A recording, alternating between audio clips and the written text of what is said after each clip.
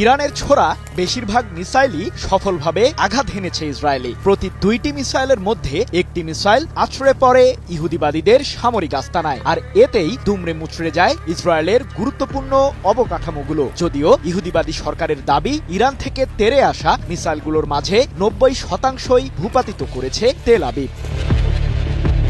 Operation rising lion নামে গত ১৩ June আচমকা ইরান জুড়ে সামরিক হামলা শুরু করে ইসরায়েলের প্রধানমন্ত্রী বেনিয়ামিন নেতানিয়াহু। মুহূর্তেই পাল্টে যায় মধ্যপ্রাচ্যের দৃশ্যপট, আতঙ্ক ছড়িয়ে পড়ে পুরো অঞ্চলে। শুরু হয় ইসরায়েল বনাম ইরানের পাল্টাপাল্টি সামরিক সংঘাত। ইহুদিবাদীদের বিরুদ্ধে অপারেশন ট্রু প্রমিস ৩ পরিচালনার ঘোষণা দেয় তেহরান, যা রূপ নেয় প্রযুক্তিগত যুদ্ধে। প্রথমে ২০০টি যুদ্ধবিমান নিয়ে ইরান জুড়ে হামলা শুরু করে ইসরায়েলের সামরিক বাহিনী। যেই আগ্রাসনের শিকার হন ইরানের বেশ কয়েকজন জ্যেষ্ঠ সামরিক কর্মকর্তা। দেশটির সর্বোচ্চ প্রতিরক্ষা বাহিনী আইআরজিসির প্রধান মেজর জেনারেল হোসেন সালামি ও ইরানের সেনাপ্রধান মেজর জেনারেল মোহাম্মদ বাঘেরি সহ নিহত হন পরমাণু বিজ্ঞানীরাও। পাল্টা প্রতিঘাতে তেল আবিব ও হাইফা শহর সহ ইসরায়েল জুড়ে ড্রোন ও ক্ষেপণাস্ত্র হামলা চালায় আইআরজিসি। চলমান এই সংঘাতে শত শত ড্রোন ও ব্যালিস্টিক ক্ষেপণাস্ত্র ব্যবহার করেছে ইরান, যার মধ্যে দেশটির বিজ্ঞানীদের তৈরি হাইপারসনিক ব্যালিস্টিক মিসাইল ফাত্তা-1ও রয়েছে। নতুন প্রজন্মের এসব মিসাইলকে শনাক্ত করতেও হিমশিম খাচ্ছে ইসরায়েলের এয়ার ডিফেন্স সিস্টেম, আয়রন ডোম সহ মিসাইল প্রতিরোধী ব্যবস্থাগুলো।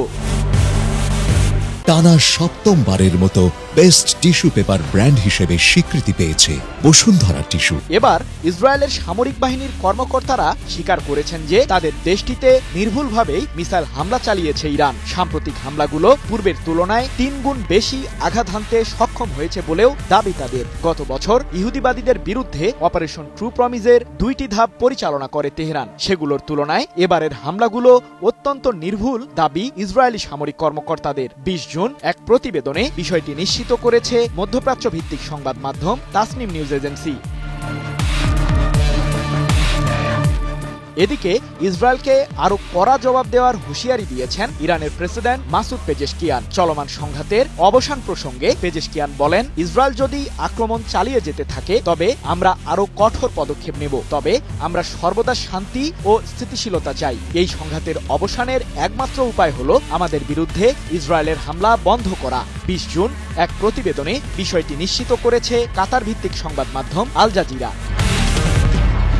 সৃজন মাহমুদ, নিউজ 24।